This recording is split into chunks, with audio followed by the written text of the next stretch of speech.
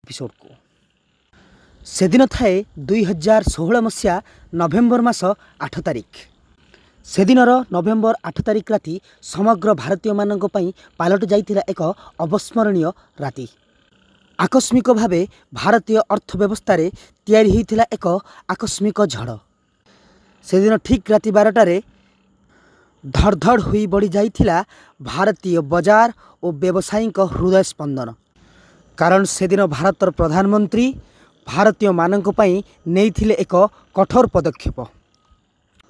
हाँ दर्शक बंधु, से दिन राति 12टारू ही बंद हो जाइथिला 500 और 1000 टंकिया प्रचलन। एसहित भारत में प्रधानमंत्री घोषणा करथिले विमुद्रीकरण। यार प्रभाव द्वारा से दिन राति 12टा ठारू भारतीय मानक थारे गच्छित थिबा समस्त 500 और 1000 टंकिया नोट को नॉन वैलिड घोषणा कर दिया जाइथिला। यार अर्थ आपण पाखरे जेते 500 1000 टंकिया नोट थिले मध्य आपण ताहाकू आपण उपयोग रे लगाई परिबा नहीं, व्यवहार भी मध्य करि परिबे नहीं। आपण ताकू निकटस्थ बैंक रे जाई रजिस्ट्रेशन करी जमा करी एक्सचेंज करि परिबे, किंतु ताकू व्यवहार करि परिबे नहीं। आसंतु सुनिबा से दिन नवेम्बर 8 तारिख दिन प्रधानमंत्री ए ऐतिहासिक निष्पत्ति घोषणा समय रे कौन कहिथिले।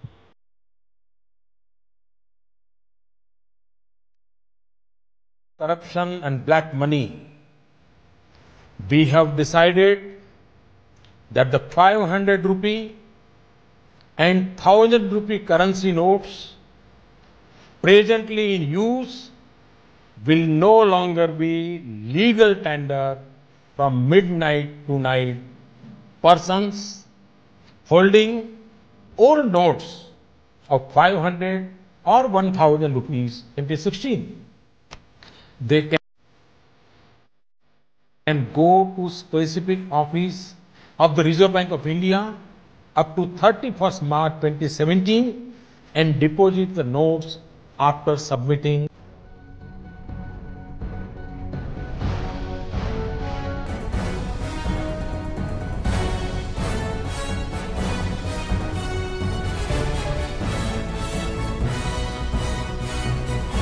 नरेंद्र दामोदर दास मोदी डिमोनेटाइजेशन घोषणा कर सारा पर एक कोकुआ भय खेली जाइथिला समग्र भारतीय नागरिक मानक मध्यरे।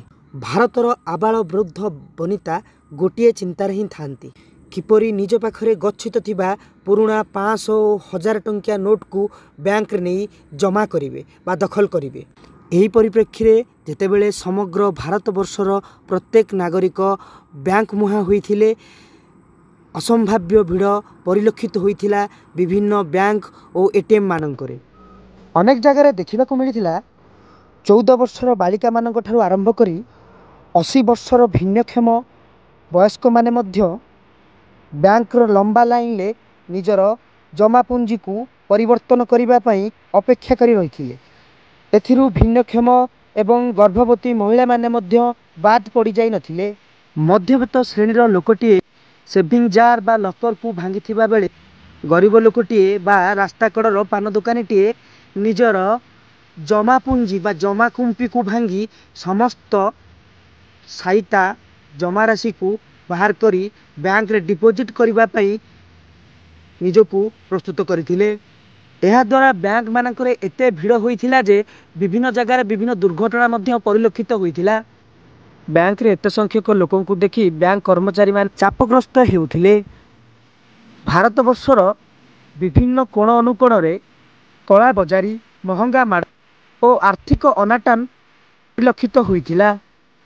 एही विमुद्रीकरण जोगु भारतर प्रत्येक नागरिक निजर दैनंदिन अपरिहार्य कार्य समाहित करिबारे विफलता लाभ करथिले।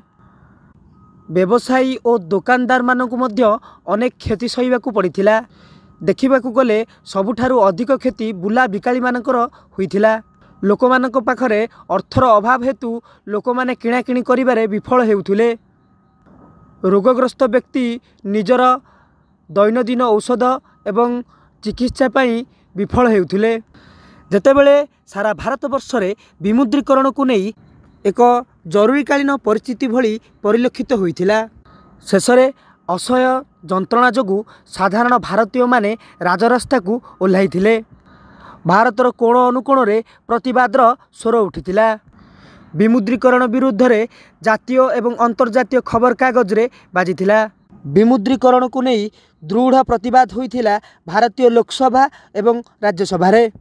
आंदोलन और प्रतिवादर मात्रा एते तीव्रतर होई उठिथिला जे सरकार तथा भारतर प्रधानमंत्री नरेंद्र मोदी भारतीय माननकु 50 दिन रो समय मागिथिले। आसंतु ए भिडियो रे देखिबा नरेंद्र मोदी कौन कहिथिले सेतेबेले भारतवासी को।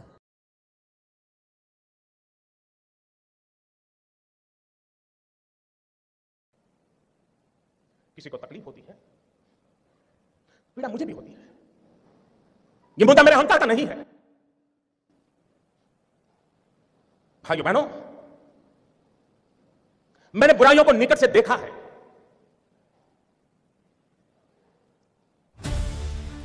देशवासियों की तकलीफ समझता हूं, उनकी मुसीबत समझता हूं, लेकिन ये कष्ट सिर्फ 50 दिन के लिए है।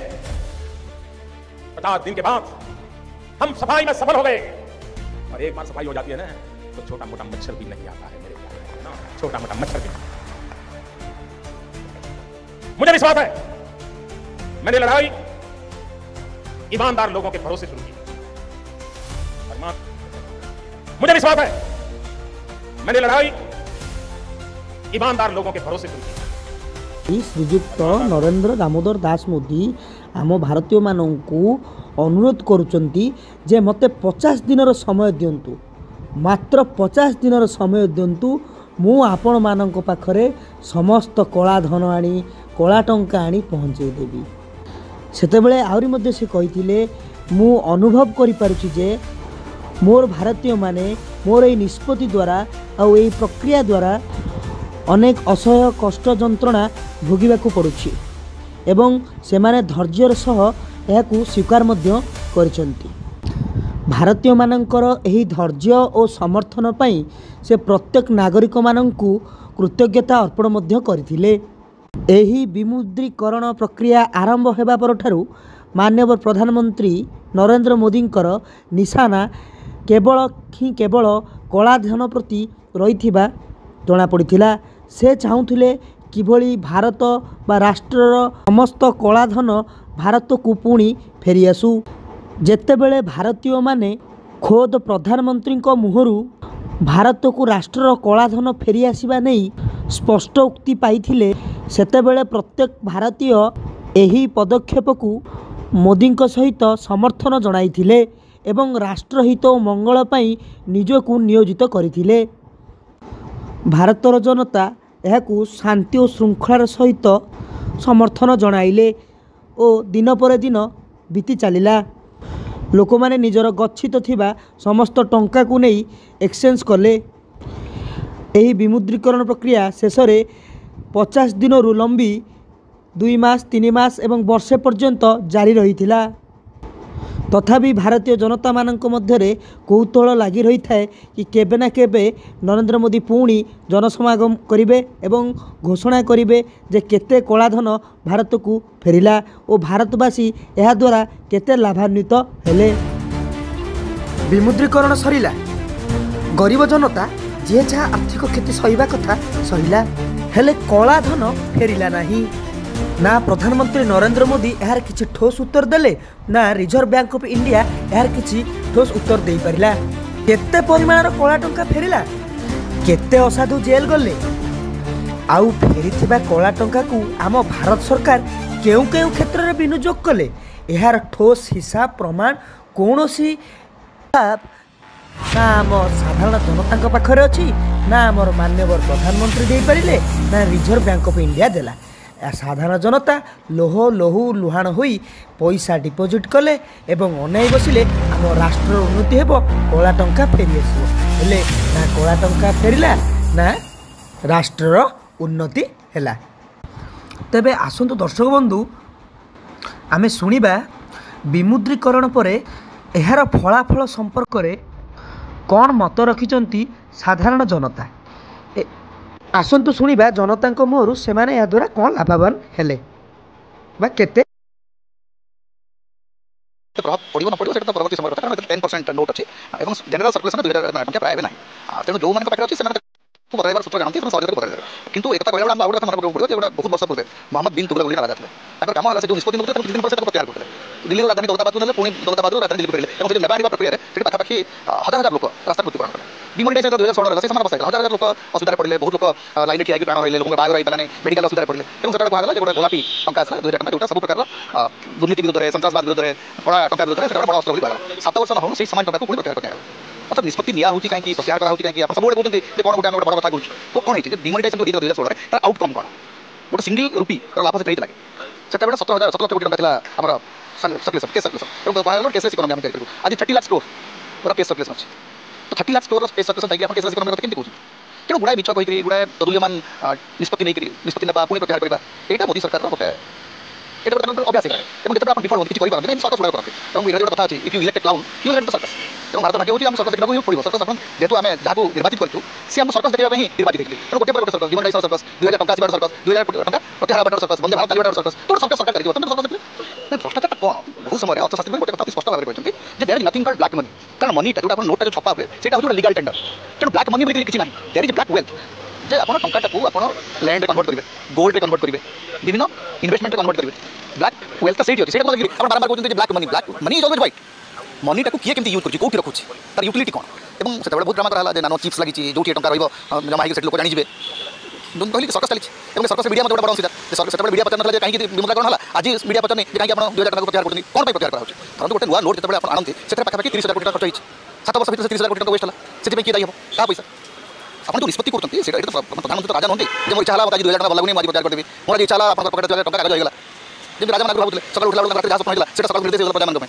नरेंद्र मोदी भावुले से राजा सकाल बेले जहाँ निर्देश प्रधानमंत्री आदेश और जो गोटे गणतंत्र जो प्रधानमंत्री एमती व्यवहार करते गोटे व्यवहार करते विमुद्रीकरण को साधारण रे जनता कुहाकुही हुअंती यह थिला केंद्र सरकार भारतवासी को बोका बनाइबार प्रथम सोपान आउ कहीं तो भारतीय जनता पार्टी को भारतीय जुमला पार्टी बोली मध्य आक्षेप करथिले तेबे एहाकु नै मध्य भारतीय जनता पार्टी गभीर समस्यार सम्मुखीन होइथिला एवं अनेक लोकहसा हेबाकु पड़िथिला भारतर साधारण जनता एजावत एहार फलाफल को स्वीकार करि पारि नाहांती एहा मोदी सरकारଙ୍କର सबुठारु बड़ मिछ बोली केही मध्य विवेचना करନ୍ତି सेदिन नवेम्बर 8 रे प्रत्येक भारतीय मन को आसीथिबा गोटे प्रश्न सतरे कौन भारत को कलाधन फेरिबो सही प्रश्न आज भी प्रत्येकटी भारतीय मानक मन रे उंकी मारुछि तेबे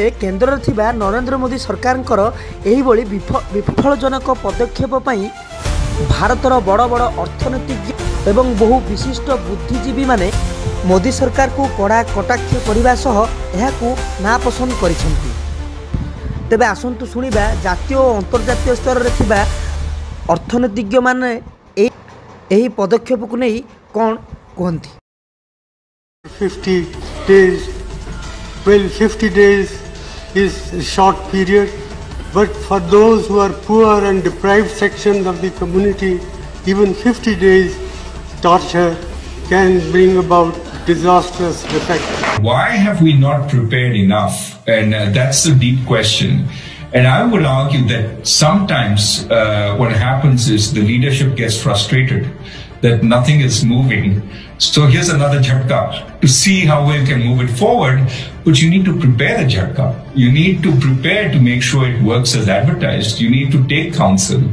And to some extent, if you don't, you can do more damage than good.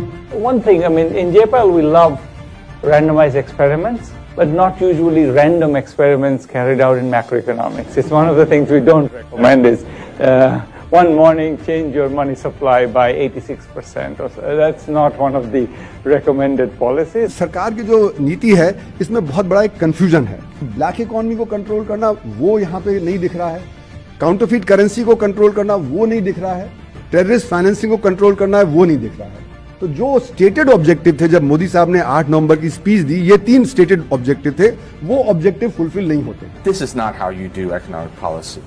If you want to deal with corruption, then you have to have systematic, sustained measures, not a one-time let's pounce on these people, catch them by surprise. The damage that demonetization has caused to the Indian economy has been so bad that even the Modi government has stopped talking about it. But the question still remains, what did demonetization achieve? Only disastrous costs with no relief or respite. मोदींकर एही विमुद्रीकरण पदक्षेप द्वारा साधारण भारतीय नागरिकर की फायदा हैला? साधारण गरीब ठेलावालाटे साधारण गरीब रास्ता कड़े दुकान देइथिबा व्यवसायीटीए केउ प्रकार उपकृत हेले? भारतीय अर्थनीति रे केते प्रकार सुधार आसिला? भारतीय अर्थनैतिक मानदंड एही विमुद्रीकरण द्वारा केते दोहली गला? तेबे मोर आशा यार उत्तर आपण माने वीडियो शेष रे कमेंट बॉक्स रे देबे एवं आजिर एही दमदार एपिसोडटी आपन को केमती लागिला मतामत देबा पई मध्य भूलिबेनी। नमस्कार दर्शक बंधु, आज अध्याय को ये शेष करवा। जदि आपन को आमर वीडियो गुड़िक भल लगुच आमको लाइक सब्सक्राइब फॉलो करने को भूलिबे नहीं एवं आमको फॉलो सब्सक्राइब कले आगु को जो वीडियो आछे आपन मध्य उपभोग करि पारिबे। धन्यवाद, नमस्कार, जय हिंद।